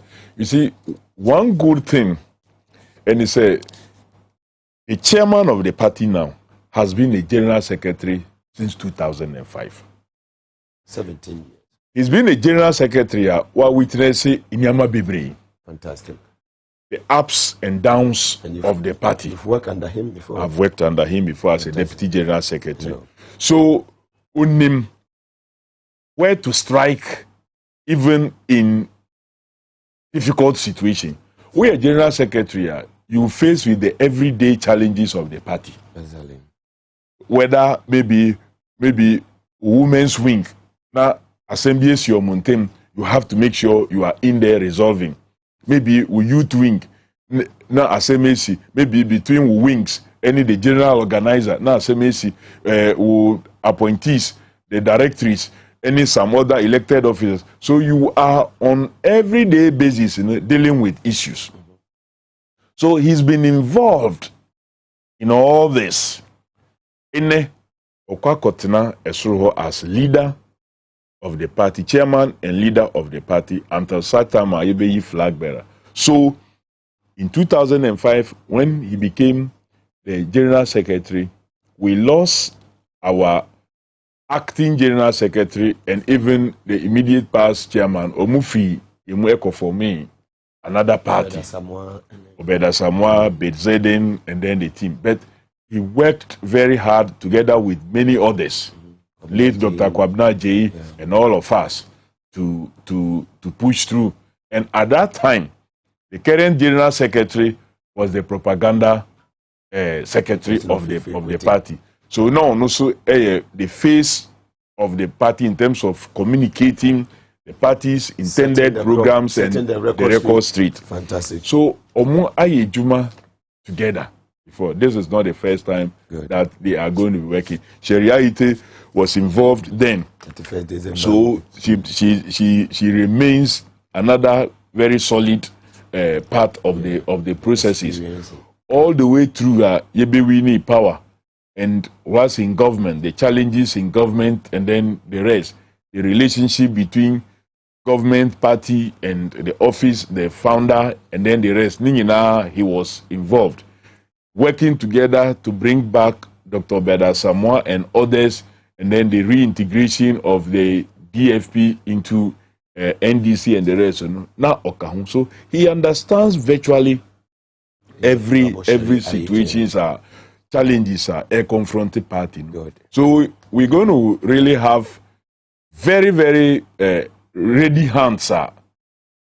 Omukaboma, they will go really far. Regional balance also it cuts across.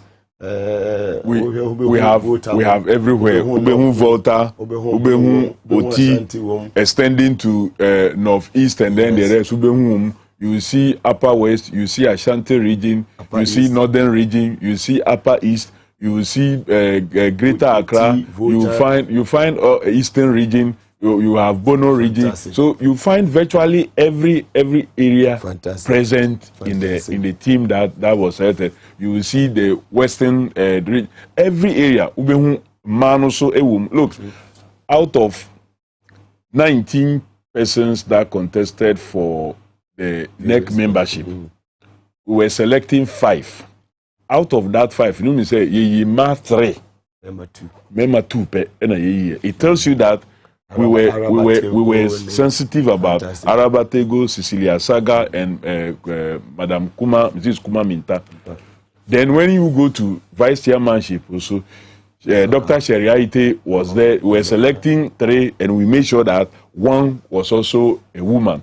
Oko Deputy General Secretary, we were selecting 2 Deputy General. We made sure that there's 1 female in there. So in every area, now Oba we made sure that we selected a woman also, balancing both the youthful exuberance. We didn't just have vice chairmanship like this. We still made sure that 1 younger, a youthful person who qualified, of course, was given the opportunity. He has to prove himself. Fantastic. So that because one year Juma Papa, you will be denying subsequent younger persons the opportunity. So Abanga should realize the confidence the delegate reposed in him, the youth of the party will expect that he doesn't disappoint them. He works very hard, hand in hand with the youth leadership and other young persons in the party to make sure that they deliver victory for this party. They must cover everywhere. Deputy National Youth Organizer. Yes, of course. Yeah, also route we made sure that she was the only female in there, and quite a number of male. We made sure that the selection was like that. She was part and parcel. So in terms of gender, in terms of youth, and then in terms of and then youth and the elderly, in terms of regional balancing, virtually everything went perfectly well. Live on TVS was it your #1 political talk show in Ghana, Gumbe show, and also go so I will share live. Na utie ewo wiase afana baby ever say like say my aboafo ene nwumre Medi Moses na so ye ene yedui we say nwumre make ka jiro say pe prosecute hebati any prosecute capsules ni bi we ye bema wodwonso a wo bre wodwonso na say wodwonso ni bi akam we nya prosecute hebati ni prosecute ye capsules na wabobo anopani nwumre na wanunu bi na tumi abo ye papa ma mema no motime gina mo na so eye brani ye de Medi Plus ni afro Moses so aba eno eye daily herbal food supplement ye bo mema ye papa ebo ma ogina mo na so brani ma eniema etumi ekoyie nso ewo empem ema mema ne papa ye nuane mo ma so de fema kiwas capsules de aba e de mamo eno so ye daily herbal food supplement ya ebo ma ye papa correct irregular eye menstrual flow ewo ememo sa tate ɛyɛ ahemfi hɔ ɛmɛ agya bibia tumi kɔ so ɛwɔ ɛyɛ hɔ ɛde ma enuanom ɛmaa no mede Moses asoyɛ ɛwɔ nkran ɔwɔ adenta yɛwɔ police ɛyɛ station no ɛna di ɛhwɛ ne mu Kumasi yɛwɔ anema kɔkɔben ɛwɔ Santase Obuase kwantempɔn no so saa so na Accra Central yɛwɔ AESL building num Temaje Kojo yɛbɛn school for the deaf saa so ɛna ɛyɛ mmeammea ahodoɔ nyinaa no obebi a wobi a wobɛpa no so no ba yɛbɛgye so frɛ Dr. Nane ne twetwe nkɔmɔ ɛwɔ Medi Moses aso 0244 068447 ofra Medi Moses Dr. Obɛgye so Solak Natural Clinic kote ne kan na enwumre yi one edi to pain capsules and an ointment edi aba edwa so sabre nsu tutoi ya eja sasabro yi ekika ne ho adwonkoso aposo wonya eye to pain eye ointment ni bia na de atwitwi eye baabi eye oye bia saa so na to pain capsules no so no wo ba beda no no babomienu na wo de ada ade be kye na wo dendenden eboa ema nipa no apomde no etimi gina so yie papa ye de Solak mesa de aba no ma no mema no na de yie ne se we oba white ne hawa na wanya Solak mesa ni bi ne sisi himfi wo de ama saa so na bema nso no ye gono ene hawa wonya Solak mesa ni bi na wono ma ebebo yie papa ye de Zipman capsules na Pressure Fed capsules e de aba kamienu no bom ne nom bema wa ye mbre ewo mpem hia Zipman usisi na ye wo ya wo hia Zipman low sperm count nso a Zipman capsules no bebo ye papa Pressure Fed capsules no so bebo awo a wontumi nyon so wojo so ana se jonso ni bi akam wonya ye Pressure Fed capsules no bi a ebebo enu anyina free Solak na so ye feno 0245616028 pharmacy shop bi abewrem ewo Ghana ha no wobenya bi ato Osek real estate ena free omodi ensase ho nsem nko a wo pasase ato wo Shah Hills afenya Suchari Johnson ben San City Estate do yimu duduwa asibi do wenya na chopoli fabedan eye Osek real estate ye wo duduwa ye fire service station no ena edi ehwani mu woto asase wo ye nche ye be ma 200 blocks na ma 10 bags of cement na de she ofie ni si ase wo kan so na ja wo boga wa ba bedu wo kɔ na ohia asase a wo de kan ba ye be swap na ya ma ho asase upi we na apede sase Osek real estate beto ama won so no manso bia eni ho litigation free from now no mo twetwe nkomo na anwumre e wo 0244 684069 and 0240 933 748 Spanish garlic mesa asoe ene yadui omuno no eyade se wonya Spanish garlic mesa na capsules ni bia eboye papa say diabetes ena ehawo say hypertension ena ehawo obi a woda wohwa nkromo oba ko mfichira no ayase bo dwedwe obi a wadware wi na agya ho esa ye ohene wonya Spanish garlic mesa na capsules ni bia ebetimi abo ye papa yaso ye on ye Spanish ginkgo capsules so aba Spanish ginkgo capsules no boy improve memory and mental sharpness na sign increase blood flow to the brain intipebinom said de bia ebetumi abo na agya woni padua na sese ne kama ede amawo pharmacy shop bia obi wura bia no benya Spanish nri bi for 0266 114 0266 114 CEO of SYZ Broadcasting Limited Sir Benny Anti one our executive producer ewo sashu mu and your birthday so happy birthday to you Mr.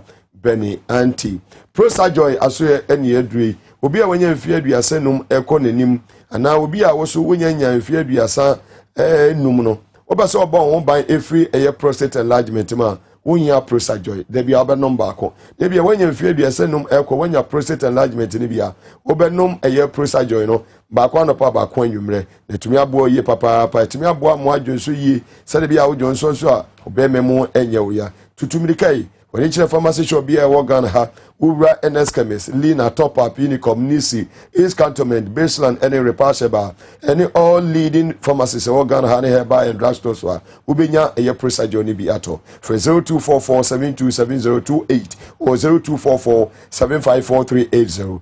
Presa Joy, or Sipibinum, Naobe Johnson, Fili. Hebron Hills International School so asuye media of the Sewam Road open school papa e dia maoba sabre ya mama kwai admission eguso ekoso ba omode se bia wote Sewam moti adwagiri wo eye media anase wajin kotoku wo baby ti se eye pobima satellite kutunsi ene Damas Estate ne patemu nyina poku ase ene eye amasamai tutumrika for abanoko Hebron Hills International School media ufri media Presbyterian DHS na media ehwa na be hu eye Hebron Hills International School if you bana wanya bosume insia ekosi mfie num no tete papa Montessori tete eno mo de be ma no bibia eye United eye Kingdom omo tete no mo de man koda no ewa ha science school ra no ho no free eno waba no waba be set up ni school for ni ekire Hebron Hills International School ewo media of the Nsawam Road ne konya tete po se sabre akonya ewo ho ede ma waba no ewo class 1 class 2 class 3 class 4 eye primary asoye no akonya ewo ho tututumrika na kope admission efama waba no Hebron Hills International School say excel and shine. Well, back to a studio now any honorable Kofi Adams and come to train and parliament you see budgetary allocation 80 million Ghana cedis for a national cathedral minority for my blockades are a year budgetary allocation that's 80 million and to me so the me ban say na minority ni a majority mudia boma a year 11 a year 10 in favor of the minority. Well, you did kind abra budget presentation you debate policies and principles behind the budget omoka say passing my indications there were various stages. Good. Afena estimates to the various committees. At the committee level you make recommendation to the plenary for consideration. And the Trade and Industry and Tourism Committee of Parliament, after considering the Ministry of Tourism on allocation and that very specific item of 80 million Ghana cedi, plus the performance report, because answer now will be bisa for the next year's allocation, or say UMA report on previous accounting na omo beye ewo sika omunsa aka anka o say eko into cathedral no nsisiye they couldn't account for so many millions of what sorry so many millions of cedis they couldn't account for. Fantastic. So based on that and the other considerations say situation na ye woman into memfa o mine ni sika ebi ni ho ye wo have omo say omo ma ye haircut pensioners o musika ewo ho a mo se montumi mfa saa sika ne mfa ma ho na mo asan peja afa sika be 80 million say mo de kwa kogu cathedral project. So the minority fought at the committee level and shut it down. Say omo de beba to plenary and no say already no sa issue no cannot be passed as a unanimous matter. A idea maybe omo de bakra ye be san then to swaba ewo plenary if they decide to still add it as a matter to be considered to swaba and we would make sure that our 136 is present to vote against Saudi ya junior say emwa omaino. We are not against private funds being used say yedisi cathedral, but at this state in sure say omaya into mintua say pensioners or musikano into mintua ma ye kati inyama bebre no should not be omaya ebekwakoye sa project. So I wish to thank young colleagues more that committee omudi side jumeya. At least we have won the first line of we've won the first battle. Honorable Kofi Amabua Yusuf Suleiman as a deputy ranking for that committee, then tourism for so Muye Juma fine, and we want to salute them for standing up and taking up the challenger yede 2 years so and fighting to win at that stage. So na eba plenary so we sure to carry the day ebe yo china by all means china na yeah, sorry, but BBA was say the 2.5% VAT e-levy without threshold, or more than 1% without threshold. Ministry of Tourism budget estimates ni na ya dia yebe hu ejuma ochina. Why about the issue? I mean, VAT. Eno na make say ochina na yebe eno. The report was referred to the Finance Committee. Okay. Finance Committee, now report about. I think they have laid the report has been laid, the bill has been read even the second time, and the Ebeko Ochina through the consideration stages and then what have you. So Ochina na last day inti. Bibi or say people's attention should be on our parliament to make sure say Ochina ombeti nia Ebeko so ewo. Fantastic. And let me also use this opportunity. Who we see a couple of persons on Ineye Meba Bakun Obaya and the birthday. So let me wish her also a happy birthday. Meba. And my very good friend Alid Suleiman Ufri Yendi, Crawford friend sub chief. Very hardworking and this very hardworking gentleman. Oh yeah, Juma friend. And I wish them life. And also Miniapa governor Obiane governor. Fantastic. And involved in a lot of projects supporting at various places undiscriminated Nyankopon koso insurano na ompejano na onyininche na onkoso ye ne juma pa listen oh yes so na alaji afebusu and also the same thing and all my constituents we for now and my executives, my very dynamic executives from the branch through the constituency led by Chairman Adom Michel Munina. And now former MP Oba sure. Politics. Oh, okay. So Oba one can say Brunya. Honorable Daniel Omuno Mudi and Masana Yedi Tinti Omwetre the Christmas route. Fantastic. Honorable for your constituency too. Dear now can't show money you may Ghana for a show live on TV as was it. Well, Mugabe say Mitina High Catcher one say things are going to be rosier. Now made that down because Abanya and Adrian say we sing kunya out cloggy the ears say we're not listening. And we are just living nyami and a yen na ye den yensa omuma yen bompae. See nka yenum nsuo e di twen ope. And so in this situation no ye wo nsuo tobre mu na nso nsuo no bi kra eni ho. Afi na ye kwa akora ope brem. But I want to let them know say there is always hope. There is light at the end of the tunnel, and that light any NDC. So omunkoswa enye nia wo say ye na yen bompae. By all means the NDC will come. Nyankuponti. Nyami ankasa ebeso yemu throughout to the end of nyamia yenim dada na onwa de ebeko. And omuma yen collaborate. There's a lot we can do together. I mean, him say 2 years again. 2 years again media. Look, ukom constituency a kwan eda from Hohoi to Jasikan John Dramani Mahama and or awardee no. MP before the akosho mu budget me say eka cyanohydro route that omwe 100%. Meanwhile kwan no kra mu wiye. Kwan from Central Kofi to Hohoi and I'm surprised Honorable Peter Mewu from that town up to Hohwe Omotuaba yenye now say the share budget me say from Hohwe to Dodo Pepe so no more 100% enso yenye ena enka cyanohydro project no so na so mu de nyina aka President Mahama awarded that route is under Cocoa routes from Jasikan to Hohwe is under Cocoa routes.